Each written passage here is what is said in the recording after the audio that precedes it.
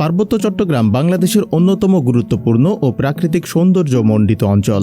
বহু বছর ধরে এই পাহাড়ি জনপদ দেশের পর্যটন, সংস্কৃতি ও ভৌগোলিক বৈচিত্র্যের এক অনন্য কেন্দ্র হিসেবে পরিচিত। তবে সাম্প্রতিক সময়ে এ অঞ্চলের আইনশৃঙ্খলা পরিস্থিতি নিয়ে নতুন করে উদ্বেগ তৈরি হয়েছে।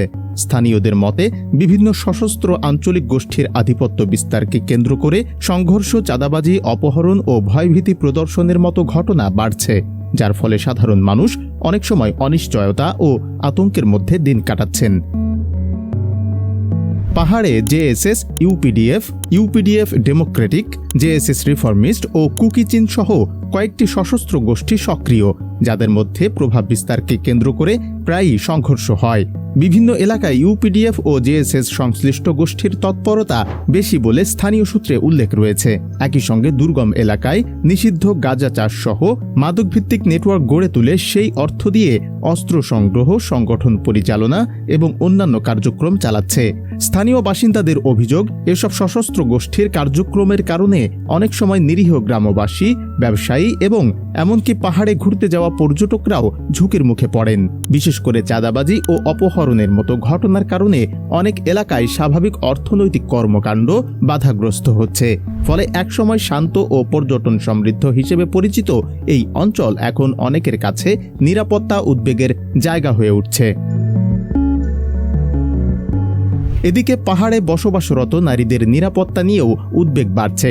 স্থানীয়দের অভিযোগ, দীর্ঘদিনের নিরাপত্তাহীনতা ও বিচারহীনতার কারণে অনেক নারী সহিংসতা, নির্যাতন ও নানা ধরনের সামাজিক অত্যাচারের শিকার হচ্ছেন। ফলে পাহাড়ি নারীদের জন্য সামাজিক নিরাপত্তা আরও দুর্বল হয়ে পড়ছে। নিরাপত্তা বিশ্লেষকদের মতে, পার্বত্য চট্টগ্রামের দুর্গম ভৌগোলিক পরিবেশ ও সীমান্তবর্তী অঞ্চল আইন শৃঙ্খলা নিয়ন্ত্রণকে কঠিন করে তুলেছে।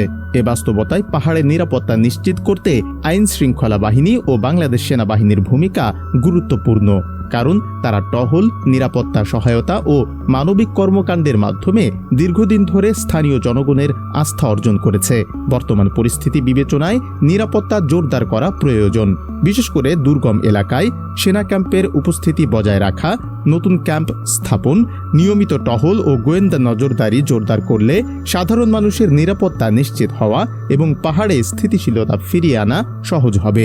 সবশেষে বলা যায়, পার্বত্য চট্টগ্রামে স্থায়ী শান্তি ও স্থিতিশীলতা নিশ্চিত করা কেবল একটি আঞ্চলিক বিষয় নয়, এটি বাংলাদেশের সামগ্রিক নিরাপত্তা, সামাজিক সম্প্রীতি এবং জাতীয় স্বার্থের সঙ্গেও গভীরভাবে সম্পৃক্ত।